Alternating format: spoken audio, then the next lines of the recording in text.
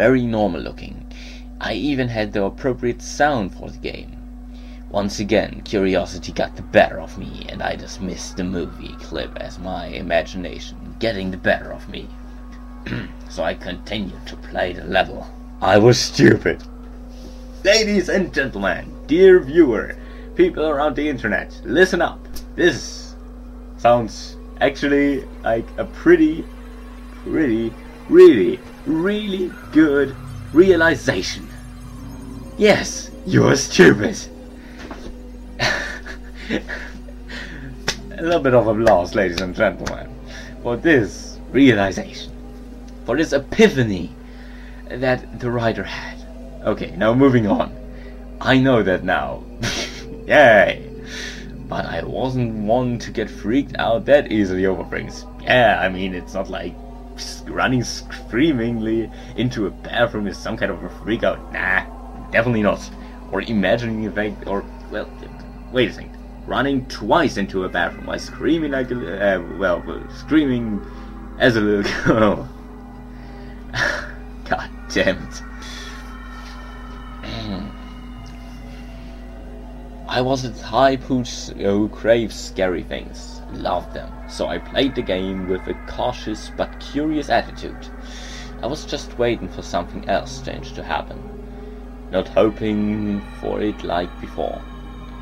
More like watching a video online and waiting for the screamer. You watch screamers? Whoever hacked this game had a twisted sense of humor. Not necessarily a sense of humor, I mean, it is kind of funny if you... I mean, bloody corpses lying on the ground and... Oh, well, what a blunk. You think there was a sense of humor? Yeah, I'm pretty sure Alex the Large made a great thing out of this game. Or maybe the guy from Psycho made this game, I don't know. That would explain a lot of things.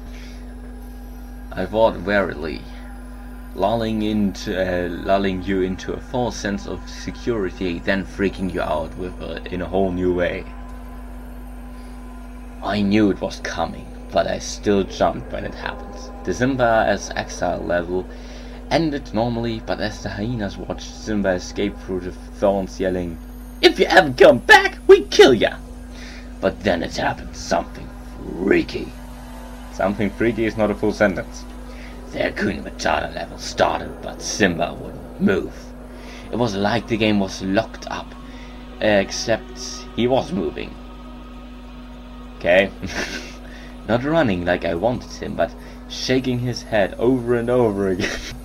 As if he was trying to shake the bad thoughts from his head. Then suddenly he looked straight ahead, then fell to the ground.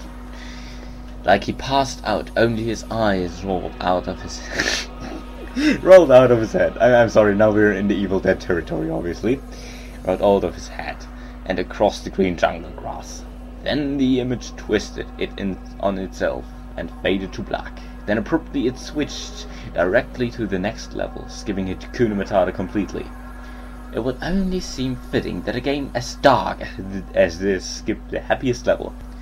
So now Simba is an adult. This was the level representing him going at night to see Rafiki. As an adult, he had his new powers of slashing and mauling. I mentioned before the brief mild violence that normally was in the adult Simba levels. Well, this was much worse. When Simba mauled a leopard and the leopard was ripped to pieces. And his body was left in a bloody mess. In pieces, piled on top of each other. Ladies and gentlemen, Mount Leopard. Each one he killed off was murdered in the same merciless, violent way. I should have known something like that was coming. No shit, Sherlock. Then at the end, when he found Rafiki at the pool of water and Mufasa appeared in the sky, Simba started shaking. Then Mufasa reached down and opened his mouth wide. And Simba just walked in and disappeared. Rafiki then looked into the screen and whispered. Out of the screen, probably. He can't look into the screen if he's technically speaking in the screen. The circle of life is a lie. No, wait a second, I have to say it with his own voice. The circle of life is a lie. All die, all perish, everyone dies alone. Yeah, I know this from Donnie Darko, so could we just please move on? Your time is drawing nearer. At last he didn't say my name, sorry. At last he didn't say my name. That was a relief. The game skipped 2 whole levels and I found myself at the start of the last level, Pride Rock. It seemed normal until I moved Simba forward instead of immediately fighting Scar as he is supposed to. He just ran through the empty level. No hyenas, no fire, no Scar. I was like this until I got to the very top of Bright Rock, where Simba and Scar are supposed to have their final battle. I was shocked at who was waiting on top. Mufasa! Mufasa? He didn't even have a character in the game. I wondered for a second if I was supposed to fight him or if the reader was supposed to take another sip of water.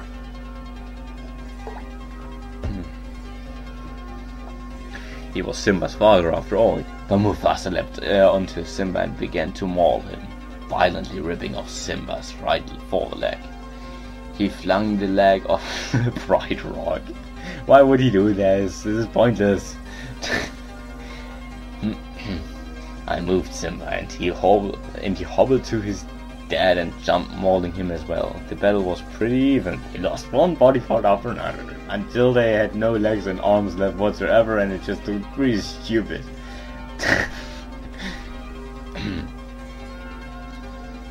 The battle was pretty even. Mufasa and Simba ripping off piece of each other.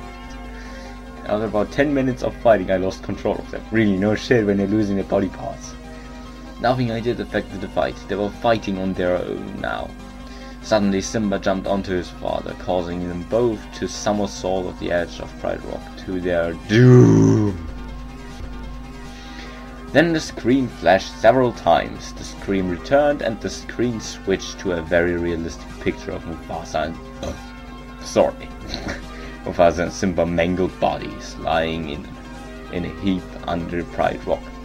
Then the screen twisted on itself again and Scar's skull appeared in front of the picture. I screamed when the skull spoke.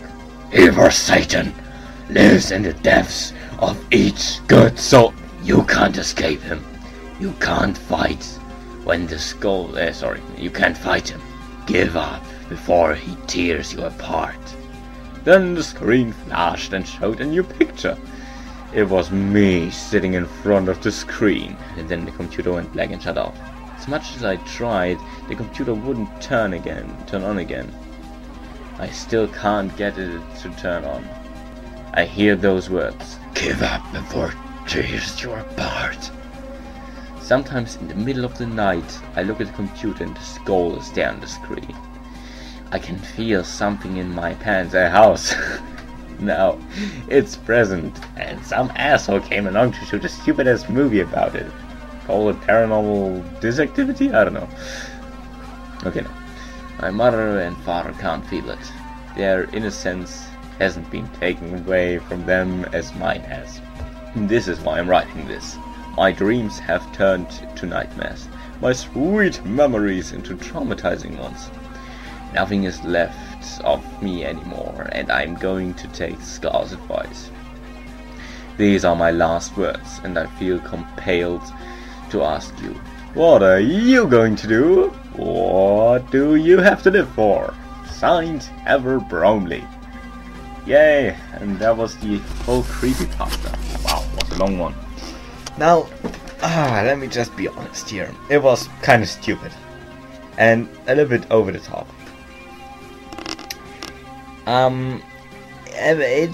It was not as bad as some other creepypastas in which somebody got actually murdered. It's just, I don't know, there are a lot of cliches in the whole creepypasta.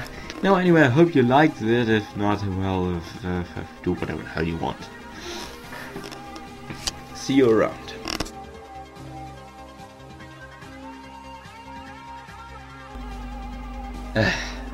I just had to realize something. Holy shit! Paranormal Activity is a feature-length screamer.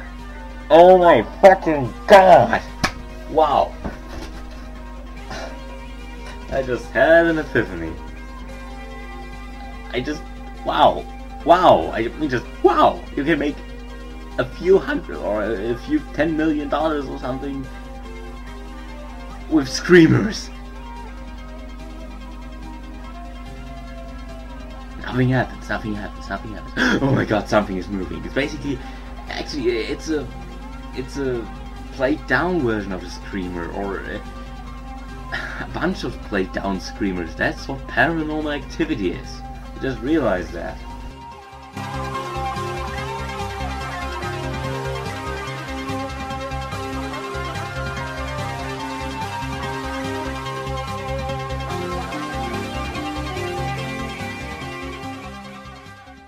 Adversary. 'Tis but a scratch. A scratch? Your arm's off. No, it isn't. Well, what's that then? I've heard worse. You liar! Come on, you pansy.